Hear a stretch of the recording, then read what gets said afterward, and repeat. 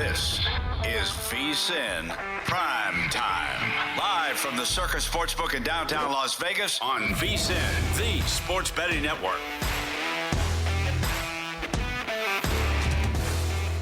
I'm still looking for words to describe what we saw in Boston tonight.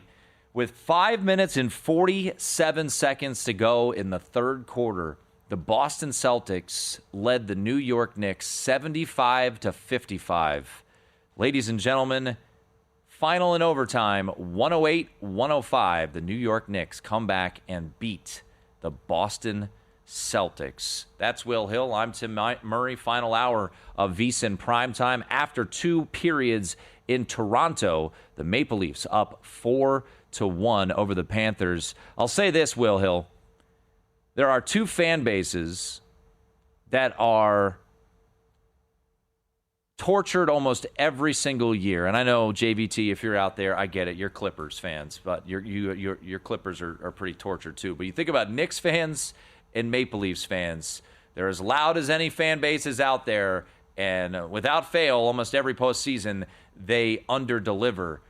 But the Maple Leafs are 20 minutes away from taking a 1-0 series lead over the Panthers, and the Knicks just came back improbably to beat the Boston Celtics. And by the way, Will, you are right on the money, man. 8.5, now up to 9.5. So just like that, your Game 2 line, the success of the zigzag, the anticipation of shooting regression from a positive standpoint for Boston, and we've seen immediate money come in on the Boston Celtics for Game 2.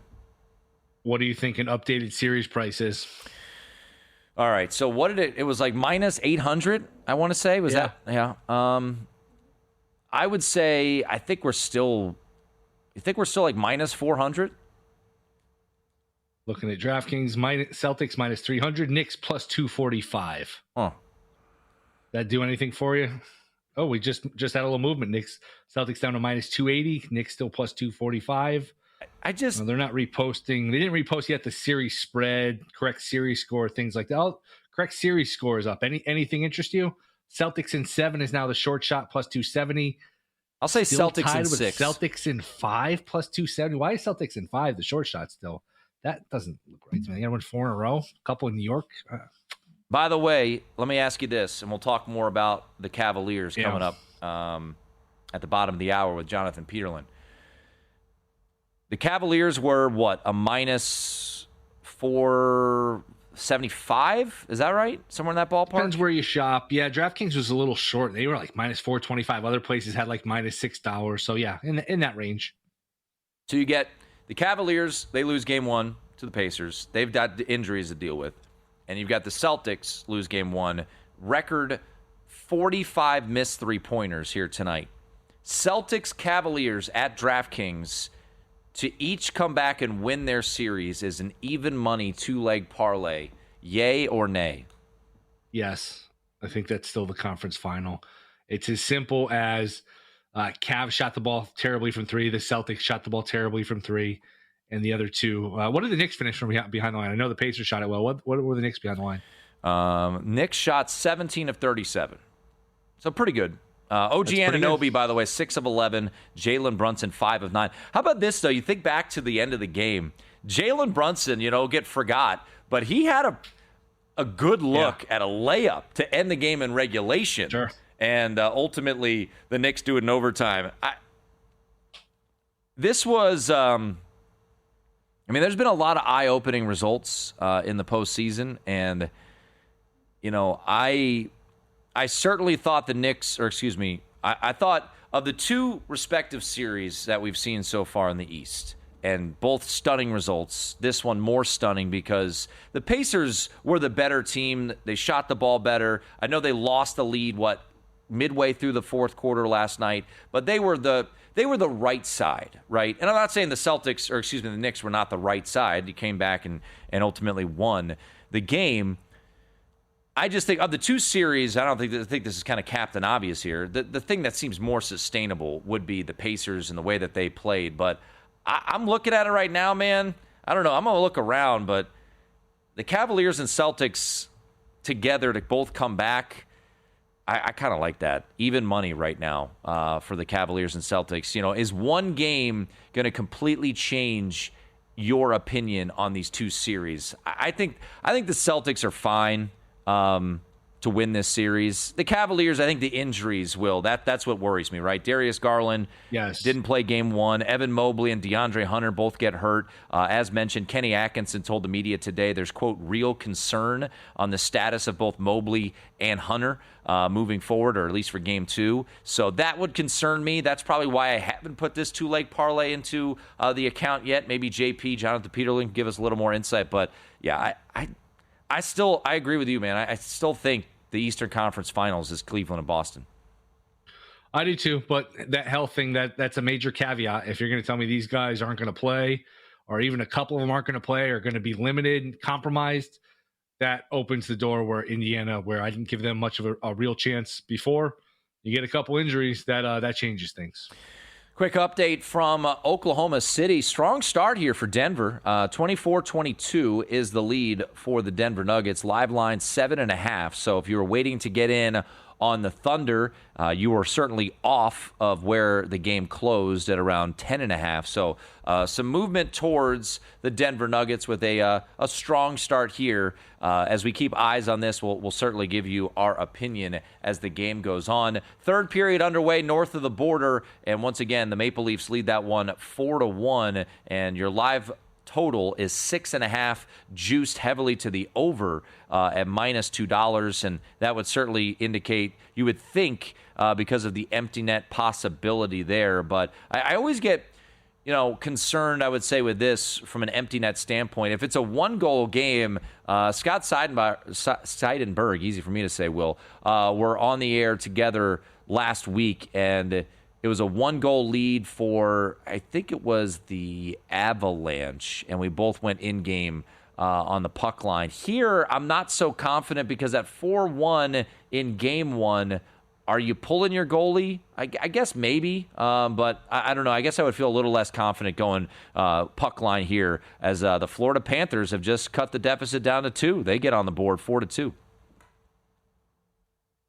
Yeah, interesting. Now, does this make you more inclined to play a live over? Now that they're down 2, they push, they pull the goal, things like that? Yeah, now I feel like now would be the look. I think at 4-2, you're probably going to see, and, we'll see how this plays out. Maybe we kind of let it play itself out here, but you've got over 8.5, plus 124 now to the over.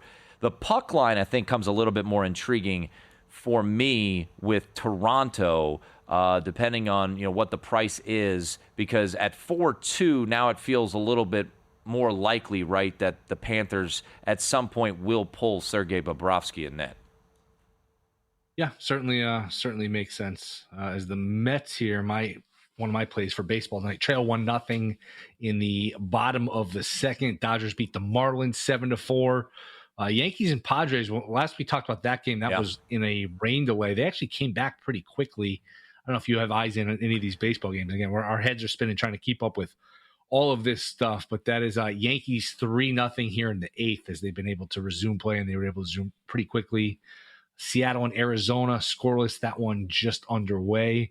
Any baseball you got your eye on, or it's mostly just basketball and NHL? We got the games on here. I'm going to ask you this as a Yankee fan.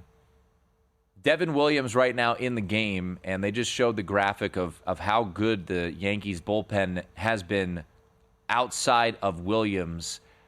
How concerned are you about Devin Williams, last year's reliever of the year? However, you think back to the polar bear in the playoffs, that home run, one strike away from advancing, and you wonder if there's a lasting impact of that home run that he gave up to Pete Alonso there in the playoffs.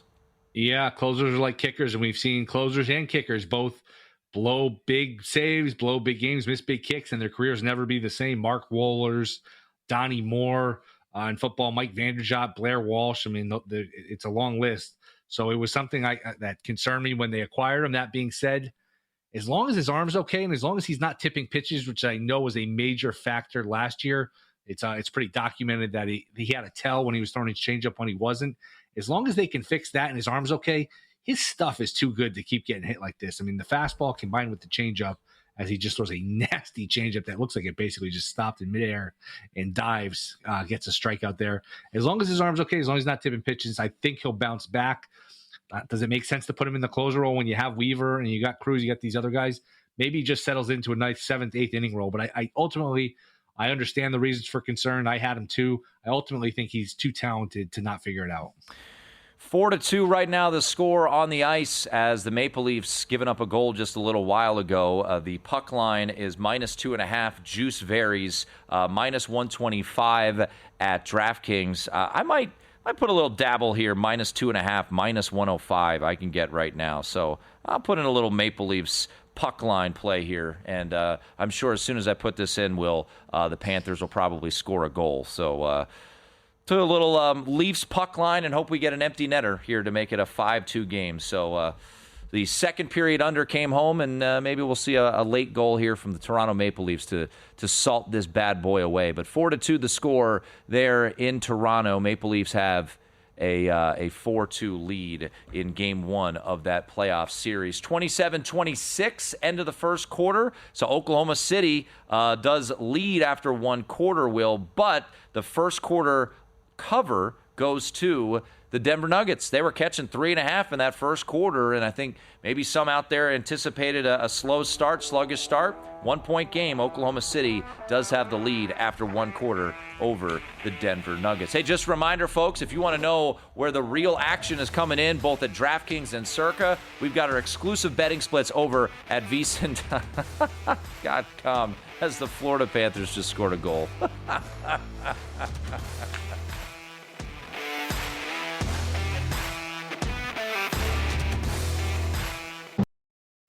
If you work in quality control at a candy factory, you know strict safety regulations come with the job.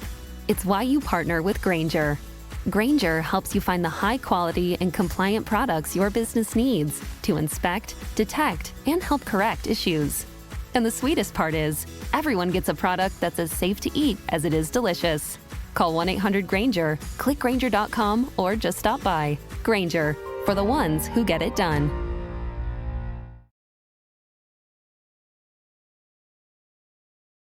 This is VSiN PrimeTime on VSiN, the sports betting network.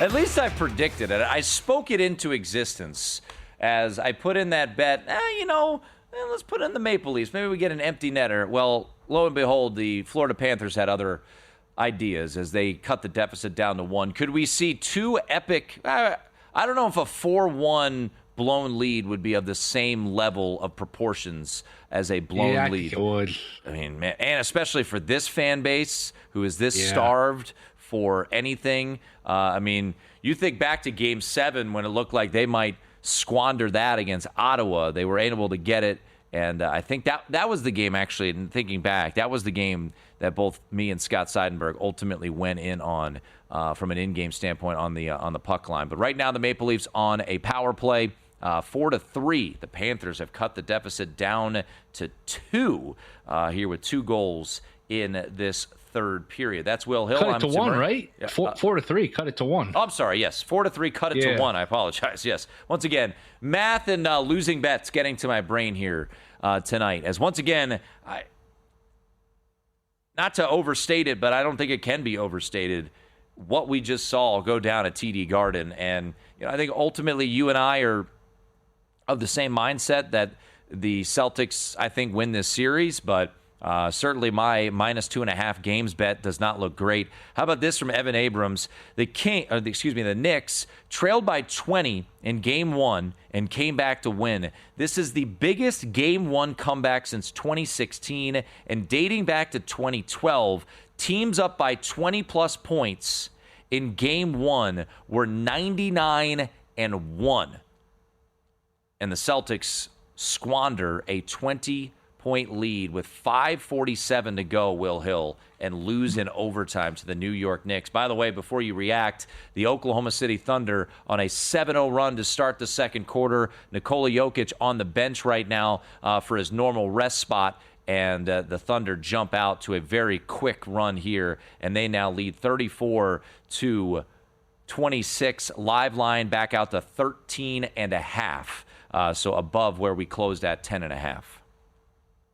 Yeah, and I'm watching Padres-Yankees here. Padres brought the tying run to the plate against Devin Williams. Jeez. 2 on, 1 out. There's a strike call against Tatis that actually wasn't that bad. It caught part of the zone. Then he strikes out on the next pitch. And Schilt, the manager for the Padres, absolutely losing his mind as he is, I would imagine, get ejected as he was didn't look like he and the umpire were exactly making dinner reservations. He lost his mind. So now 2 out, 2 on. Arias comes to the plate here in the form of a tying run as they're still playing through rain. It didn't look like that bad of a call. Man. I mean, you know how it is. You live up there. You follow this Yankees squad. It's something about those pinstripes and some guys. I'm not saying that Devin Williams is a lost cause by any stretch of the imagination, but for you, as you watch Devin Williams, and he might be able to get out of this unscathed. There's still 2 outs, but men on first and second, 8.18 ERA. And I believe a couple days ago, Aaron Boone was, kind of boosting up the confidence there, said he was really encouraged about Devin Williams. How concerned ultimately are you about Devin Williams and as he tries to get out of a bit of a pickle here? I think he'll be okay. I mean, the results have to be concerning. He hasn't been bad. He's been downright awful. But since they took him out of the closer role, looked a little better. So that's encouraging. But I mean, you have to be concerned by the results, at least so far. All right, Jonathan Peterlin going to join the program here coming up bottom of the hour. He's a radio host on 92.3 The Fan up in Cleveland. So we'll get the latest on those injuries to both Evan Mobley and DeAndre Hunter. And Darius Garland, of course, did not play in Game 1 as the Cavaliers losing Game 1. If we go back in time, and I think I know the answer, but obviously how the games played out, certainly the Boston result is the most shocking of the two. But going into these two series, I almost had equal confidence. I didn't even, and this is, it's funny, Will, how it works out, right? Because, you and I wouldn't say we're blind underdog bettors, but I would say more often than not, we like to make the case for the underdog. I really couldn't make the case for the Pacers or the New York Knicks. And I still think the Celtics win this series. The injuries are concerning now for Cleveland, and it felt like what we saw from Indiana, even though they were on fire, and that is not going to be as sustainable. But it felt like what I saw on Sunday was more sustainable, in my opinion, than what we saw tonight from the New York Knicks. What do you make of these two Eastern Conference semifinals so far? Would have more concern if I'm Cleveland just because of the injuries. We see this all the time. Team lose Game 1 at home, and it feels like, and I'd love to see the numbers on this. If you're an underdog, a big underdog, Game 1's the one to steal, where the team that's home just gets caught off guard, little hangover, little whatever the case is. And the team, usually when they get upset in Game 1, tends to bounce back and not only win Game 2, but win it in convincing fashion. So much more concerned for Cleveland just because of the injuries. I think you can look at both games with both favorites losing as a product of just bad three-point shooting by them and great three-point shooting by their opponent, and just chalk it up to that and move along and roll in Game 2. And then all of a sudden, you know what? It's 1-1. We're the better team. We'll figure out a way to win a road game along the way, and then we'll be back, about our business. So I think the Celtics are fine. I'm a little more concerned about the Cavs just because there comes a point, Garland, Hunter, Mobley, if they're either out or limited, that changes the equation, I would say. How would you view it?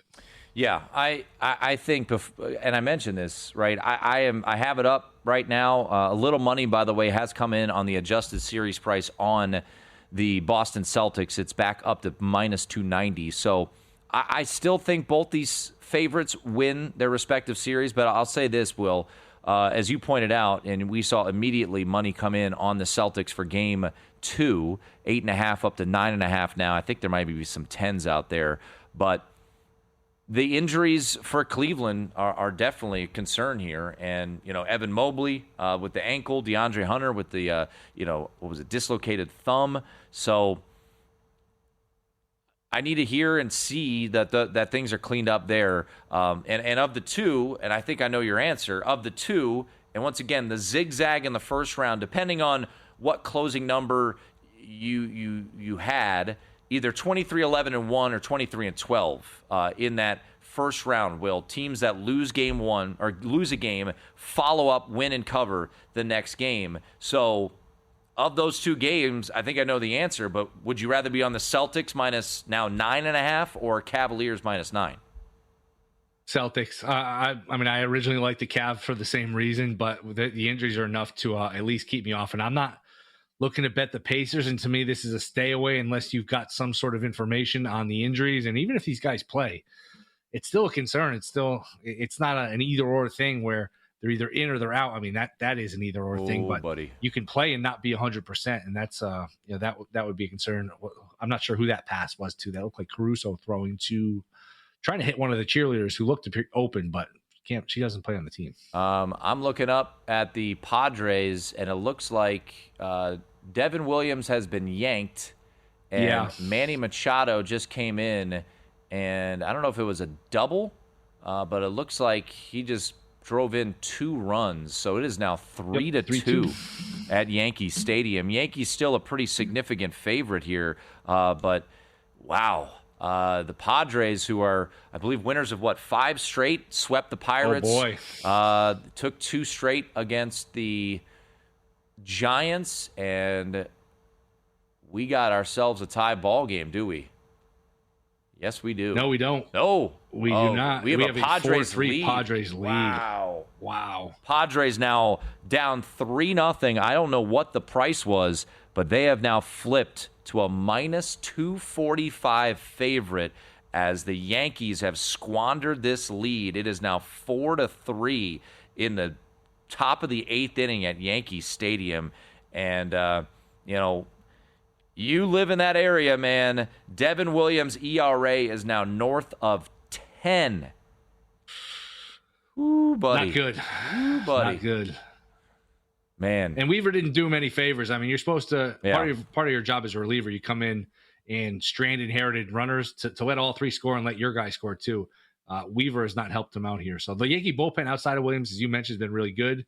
Williams has been bad, and then Weaver comes in tonight, and you could show Devin Williams on the bench here just shaking his head. I didn't see how the rally started. I know there was 1 walk in there, and there was kind of a bloop single, but the results continue to be poor here for Williams. Whew, man, yeah, and to your point, right, Luke Weaver, he came into today, I think what was his ERA coming into today? But he's just back, right? Whoa, excuse me. Weaver's just back in the close role. Weaver's been pretty good. Cruz has been good. The bullpen itself has been good. It's just Williams has been a disaster and has really single-handedly cost them 3-4 games. He's been really, really bad. Yeah, coming into today, Luke Weaver, 15 innings, no runs on 3 hits, and the Padres just tagged him for a couple of runs. Padres lead 4-3, came from 3-0 down in that 8th inning. Oklahoma City up 40-33 in the second quarter. Tomorrow, the Cavaliers back on the hardwood. How concerned should we be about those injuries? We go to Cleveland next.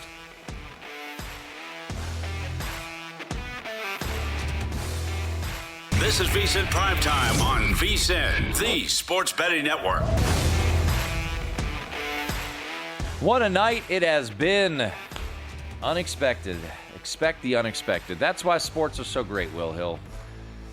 Boston Celtics led 75-55 over the New York Knicks tonight with 5:47 to go in the third quarter and lost in overtime. 108-105 the final score there. Yesterday, we saw the Cavaliers as a 8.5-point favorite lose to the Indiana Pacers. So 2 teams, massive favorites in their respective series, both losing game 1. Speaking of game 1, things getting a little tense north of the border. 4-3 is the score. 6:50 to go in the third period. The Panthers have scored a couple empty netters here, or not empty netters, unanswered goals, I should say. So it's 4-3. Pretty good opportunity just a moment ago, but a save from Sergei Bobrovsky. And before we get to our guest here in just a moment, quick update from the Bronx, Will Hill. How about the San Diego Padres in that 8th inning off of Devin Williams and Luke Weaver take the lead? Yeah, the struggles for Williams continue. Weaver comes in, tries to bail him out. Doesn't happen. Machado with a base hit, and it looked like Bogarts with another base hit.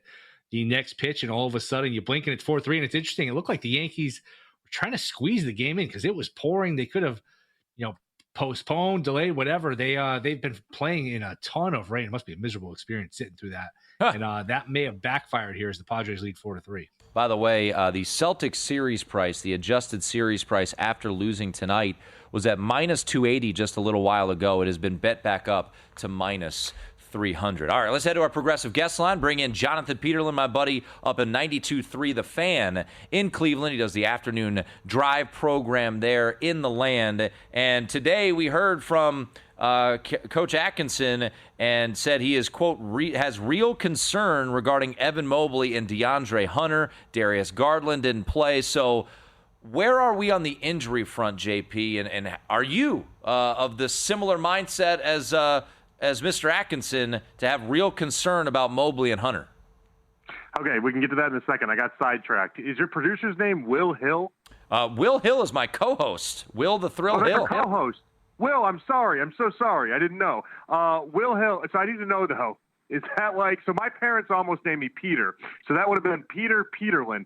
But there would have been nothing I could have done about that, and I would have avoided it. You swerve into Will Hill because you could have been Bill. You could have been William. You could have done anything. You swerved into it. Yeah, my parents are just sick people, and I prefer Will. So it's just stuck. And now Okay. with being in the sports betting industry and Will Hill being a prominent sports book, there does make for some confusion there. But it is what it is. It's a great name. By the way, I absolutely love it. Yeah. Folks north of the border are going nuts as the Maple Leafs have taken now a 5-3 lead. So goals flying up there in Toronto. And maybe I've got a chance once again for my minus 2.5 puck line bet just a little while ago. All right. Swerving back to JP, the injury concerns. Where are you on your level of concern regarding Garland, Mobley, and Hunter?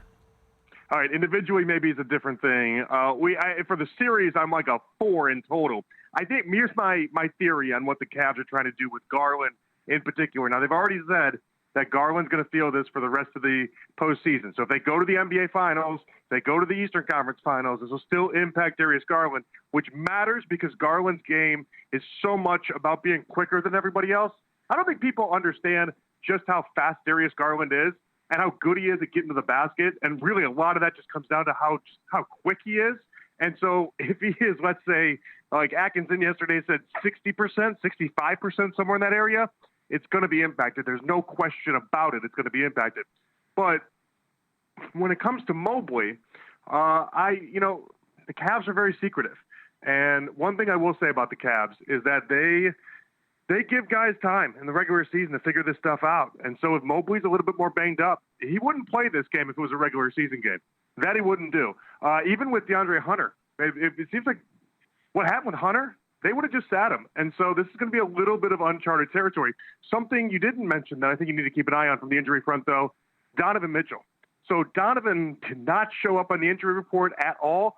You guys saw that game, though. In that fourth quarter, that wasn't him just chucking up a bunch of shots. That was a different Donovan Mitchell. And a lot of that was based off the idea that he's bothered right now. He's playing through it. He's not saying anything, but he's playing through it. In fact, when he left the podium yesterday in the post-game press conference, he gave all the reporters a look as he was leaving, like, wait, none of you guys asked about my injury? And then just kept going. And it was like, it was one of those moments, like, oh, yeah, someone probably should ask him about that. But the way the game went, it just didn't come top of mind to anybody in that room. Jonathan, I made the point before game one that even though I liked Cleveland to win the series, it concerned me a little bit, especially for game one, that the Miami series was so lopsided, was so easy. Now that they're in a real fight, I wondered about that. So do you think there's anything to that? And who do you ultimately like here in game two with the Cavs laying 9? Listen, this was I don't know about laying 9. That's a big number. The same way in game one, 7.5 is still a big number. But that was the second worst 3-point percentage game the Cavs have played all year. And they just looked like a shell of themselves, guys. There's really no other way to put it. They didn't look particularly good in any sort of way. Meanwhile, the Pacers shot lights out. They had 60% from 3 at the half. They finished up near 50% when the game was all said and done. The Pacers played an A-plus game. Cavs played what I would say is like a D-plus game. And with 7.5 minutes left in the fourth quarter, the game was tied. So do with that information what you guys want to do. I can't say they're going to beat them by 9, but I'm not really concerned for the whole series. But the injuries are something to keep an eye on. There's no question about that. Well, let's get to that, JP. Jonathan Peterlin joining us courtesy of our Progressive guest line. Hosts Afternoon Drive there on 92.3 The Fan in Cleveland.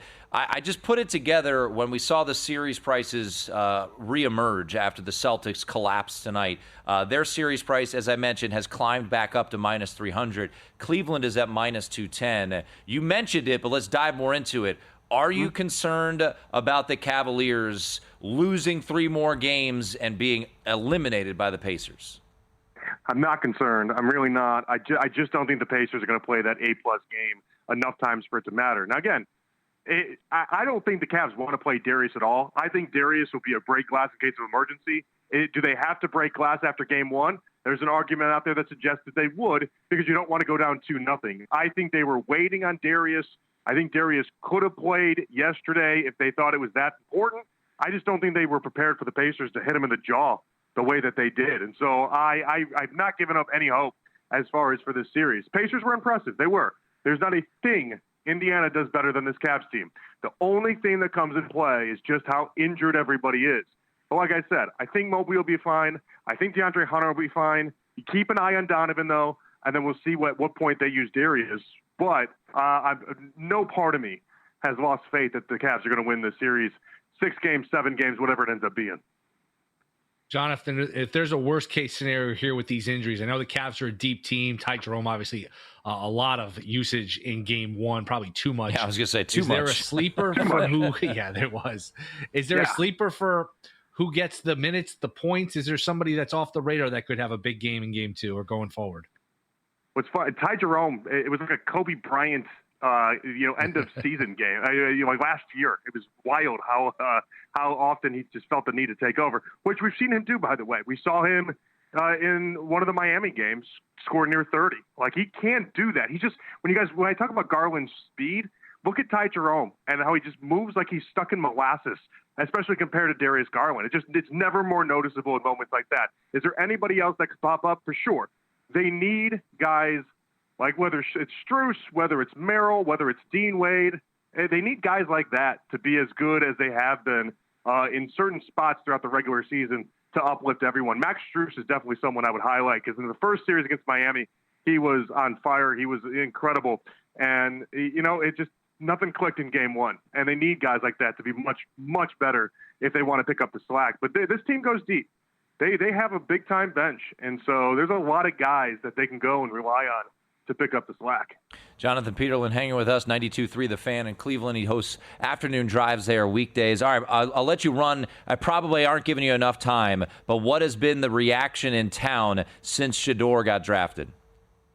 Oh, man, it's crazy. It's absolutely insane. Everything that the Colorado media told us was coming has happened. We are tracking he's going to school visits. It's like here's how I relate it. So like my wife has like the little Find My Phone on her app, so she can basically track me like I'm a Sims character at all times. And Tim, it's not because I cheated or anything like that. She just likes to keep odds on me, right? So she'll be like, "Oh yeah, I saw you stopped at the gas station on the way home," and like little things like that. You know what I mean? That's how we're treating Shedeur. It's like we have a little Find My Phone app on him, and we're just stalking him 24/7 throughout the city. Because it's like at one moment he's running hills in Akron, the next moment he's going to a grade school in the inner city and talking to the kids, and the next moment he's out getting dinner at one of the restaurants. We see everywhere he goes, and wow. It's incredible. It's absolutely incredible how often he's been out and about. But he's done a good job. I mean, he's doing all the right things as of right now. JP, always appreciate it, man. We'll talk to you soon.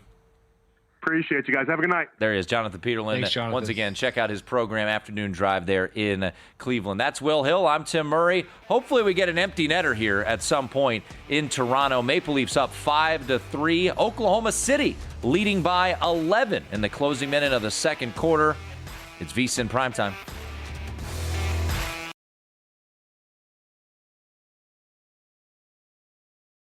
This is VSiN Primetime on VSiN, the Sports Betting Network. Woo, man. Putting a bow on the show. That's Will Hill. I'm Tim Murray. Coming up next, Scott Seidenberg in for Jolton Joe Serralo here on VSiN. We've got Oklahoma City and Denver right now, and I believe that is at the half, Will, as it is in commercial break. And yes, it is halftime. 60-50, Oklahoma City with the 10-point lead at the break. They were a 6-point favorite in the first half, so they do cover that first half number, and they win the second quarter by 9 points. Final seconds ticking off in Toronto. Unfortunately for me, during the break, we had an empty net situation, but the Panthers were able to get it to cut the deficit. So the puck line at -2.5 is not going to come home. Probably should have just rolled with a in-game over as opposed to the puck line. But you live and you learn, and the Maple Leafs. I can't say they're going to win yet, though, Will, because what we saw in Winnipeg on last night, you never know what could happen in the final seconds here in a 5-4 game, as they are right now trying to pepper the net in the final seconds here. And this thing is over. The Maple Leafs win 5-4. Home dog gets home. And now you wonder, too, we've seen all these adjusted series prices. I think we talked about it prior to the show. This will be a situation now after the Maple Leafs win this game where they will now be more than likely the series favorite after this win here tonight, Will. Yeah, what are you thinking? -115 or so? So they were, what? They were, I think, +150-ish, right? Somewhere in that ballpark, +150, I thought 160. a little higher. So if they're +150, so maybe -120. So you're going to see them be favored, I would think, obviously. Yeah, I would say, what, -20, -30? Yeah, probably in that range. Okay, yeah. So we'll see what that adjusted series price is after. Probably pop up pretty quickly. These books are very quick about putting stuff up, which is good for the bettor, and it's good for them too, because they the quicker they can take your money, the more options you have as a bettor. That's the name of the game. So give them credit for that. They are very quick to post this stuff. I said -120, -130. How about you meet me in the middle? 125 is the number at DraftKings. Yeah. So the Maple Leafs say series favorite now, -125. So you've got the underdog. So we have now had, because Oklahoma City, Denver is not finished, we have had 3 game ones on the ice, and on the hardwood, and all 3 dogs have won. Indiana won. New York comes back and wins tonight. And now the Toronto Maple Leafs, not as big of a dog as the other 2, but dogs now 3-0 to start the second round of the playoffs. And that will more than likely wrap up soon, because Oklahoma City's up 10 at the half right now against the Denver Nuggets. I did lay OKC -190 second half money line. I do think that Denver's maybe out of gas. You wonder if this gets to 15-18, do the Nuggets just punt with all the minutes they've played, with all the games they've played?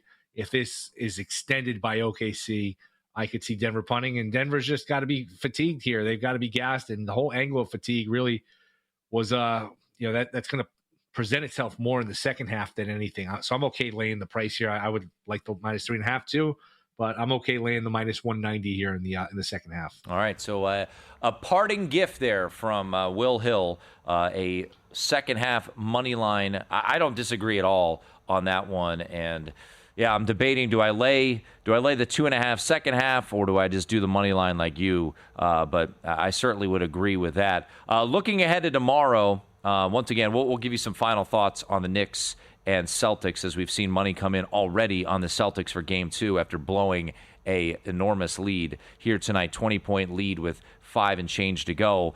Pacers right now catching 9 against the Cavaliers. Warriors catching 7.5 at Minnesota. Total right now, Pacers Cavs 229.5 and 209.5 Golden State and Minnesota. Very quick turnaround, Will, for Golden State. Anything jump out to you from the 2 games on the NBA card tomorrow?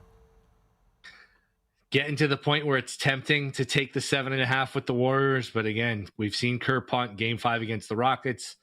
That might be a situation where, similar to what we're just talking about with Denver OKC, where if it's ugly early for Golden State, does he pull the plug? But 7.5 is a lot. I'm not looking to lay it. I think Minnesota will probably win the game, so they're rightfully favored. Do you have any feel for this game? I do. I feel like the Game 7, you got an older team on the road on Sunday, very quick turnaround, Minnesota with the rest.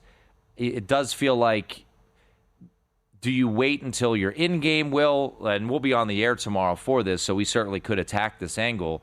But do you see something similar to what we saw tonight, right? Oklahoma City was only up 1 after the first quarter, trailed a little bit in that first quarter, and then now they're up 10 here at halftime, and it seems like they should ultimately pull away. And the Warriors are, an aging team with Steph Curry and Draymond. Buddy Hield just hit, 9 threes in their win. I feel like the T-Wolves take care of business. But real quickly, what's your thoughts on this series? Do you think the Warriors are live in this one? You said T-Wolves in 7 is kind of your feel? Yeah, I haven't decided. I haven't made an official pick or an official bet or anything.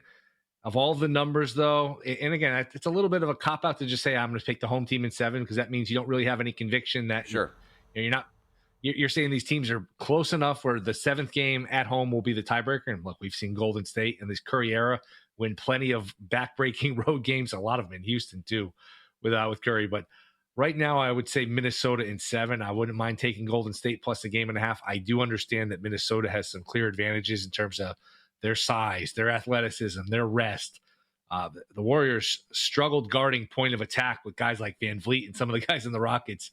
Ant Edwards, who had some quiet moments against the Lakers, I could see him having a big series. So right now, out of respect for the Warriors, I will give them a 7th game here, and I'd probably lean towards them in a game and a half, even laying some juice, despite the fact that you do have some real concerns here about some of these matchups. Would you be interested in the double result? And look, I got into trouble. I played the double result with Cleveland, and obviously that bet is now dead. So that's always great. But Minnesota to win tomorrow and then win the series. So that instead of minus 175 is minus 115 at DraftKings. Look around, maybe you get a little cheaper price. But I guess if you think this is going to go 7, you probably don't have all that much conviction that to play the double result here, I'd imagine.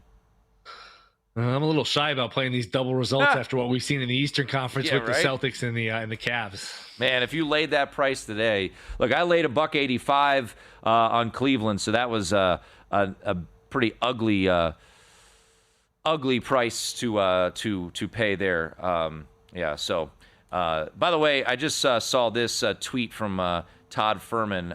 And he said, and I trust his hockey insight a lot more than mine, he said, if that's the floor for the Panthers and Stolarz misses substantial time, he thinks the Leafs could be in some trouble. So just passing that along from Todd there, some pretty good insight. And maybe the Leafs, the Panthers, I apologize, on an adjusted series price could be the look. All right, wrap up here. We just heard from Jonathan Peterlin.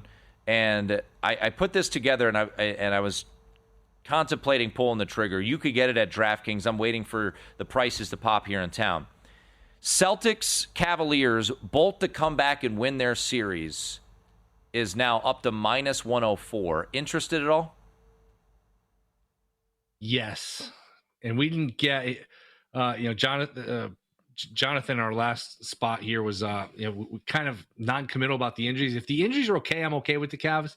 But the fact that you've got such cluster injuries, and he mentioned Mitchell being hurt, that's enough for me where if you told me you bet it, I would agree. But I'm also not. Yeah. I don't know. I'm not dying to bet it with all of those injuries. Yeah, the injuries absolutely concern me. And that's why probably I am going to hold off as of right now. By the way, bottom of the 9th inning in the pouring rain, and the Padres are a strike away from coming back and beating the New York Yankees. They win. Okay, so it's over. Wow. That's a pretty impressive comeback there. Yeah, the night of comebacks. The Knicks get it done, and then the Yankees, they blow it. So the night of comebacks there. Whew, Will, that was to see the Celtics blow a 20-point lead at home, miss 45 three-pointers. We'll talk more about it tomorrow night here on VSiN PrimeTime. But would you lay it with the Celtics for Game 2? I would, and I did. So, yes. There you go. All right, that's going to do it for our program. As mentioned, Scott Seidenberg coming up top of the hour. He will be in for Jolton Joe Serralo. Thanks to everyone behind the scenes. Thanks to our guests here tonight, Jonathan Davis, Jensen Lewis, and Jonathan Peterlin. For Will Hill, I'm Tim Murray. This has been VSiN Primetime.